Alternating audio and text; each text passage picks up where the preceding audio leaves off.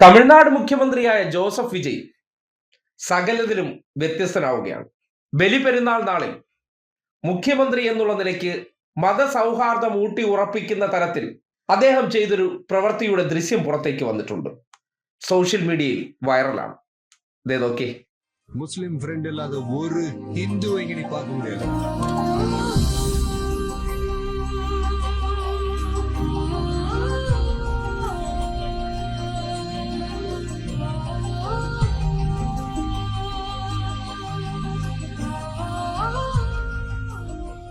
വളരെ നല്ലൊരു ചെയ്ത്തായിരുന്നു. നല്ലതെന്ന് തന്നെ പറയണം.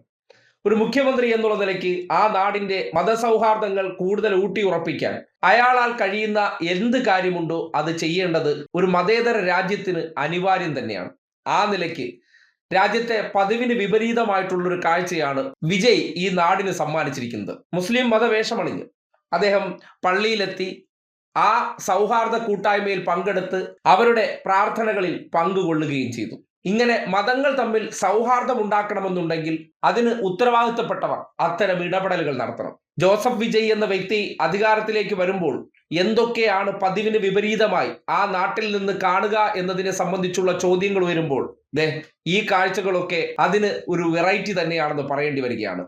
രാജ്യത്താകമാനം മുസ്ലിം മതവിഭാഗങ്ങൾക്ക് നേരെ സംഘപരിവാറുകാർ വേട്ടയാടൽ ശൈലി സ്വീകരിക്കുമ്പോൾ അവരെ കൂടി ചേർത്ത് പിടിക്കുന്നുണ്ട് എന്നുള്ള കൃത്യമായ സന്ദേശമാണ് ജോസഫ് വിജയ് എന്ന മുഖ്യമന്ത്രി നൽകുന്നത്. ആ നാട്ടിലെ മുസ്ലിം മതവിഭാഗക്കാർക്ക് കൂടുതൽ ആത്മധൈര്യത്തോടു കൂടി മുന്നോട്ട് പോകാൻ മുഖ്യമന്ത്രിയുടെ ഈ ഒരൊറ്റ ശൈലി കൂടുതൽ ഗുണകരമായിട്ടുണ്ടെന്നാണ് പൊതുവിലയിരുത്തൽ.